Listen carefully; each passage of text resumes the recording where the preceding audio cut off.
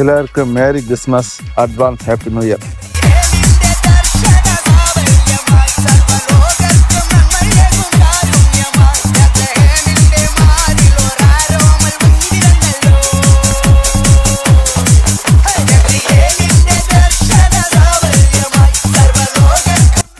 இந்த வருஷம் கிறிஸ்துமஸ் நல்லபடியாக முடிஞ்சது.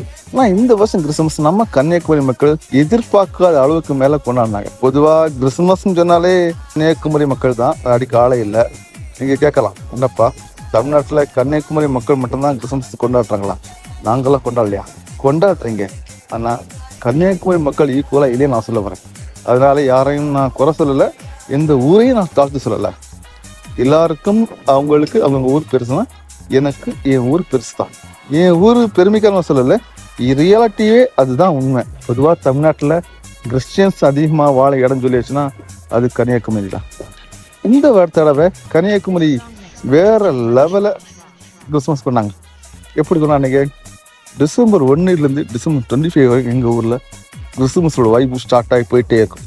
இது மட்டும் இல்லை, இது சாம்பிள் தான், ட்ரெய்லர் நான் வரல. இதை தள்ளி நடுக்கடலை வள்ளம் போட்டு எல்லாமே டெக்கரேஷன் பண்ணி ஸ்பீக்கரில் மட்டும் டான்ஸ் ஆடுவோம். அது மட்டும் இல்லை, டிசம்பர் 25 அன்னைக்கு கன்னியாகுமரியில் ஒவ்வொரு சர்ச்சுக்கு பார்த்தா லைட்டிங் செட்டிங் ரொம்ப நல்லாவே இருக்கும். இப்போ சொன்னால் வார்த்தையே இல்லை. இந்த தடவை கன்னியாகுமரியில் பாலப்பழம் இந்த ஊர் மக்களும் சேர்ந்து 40 லட்சம் செலவில் 40 அடி உயரத்துக்கு மேலே ஒரு குடியில் கட்டியிருக்காங்க.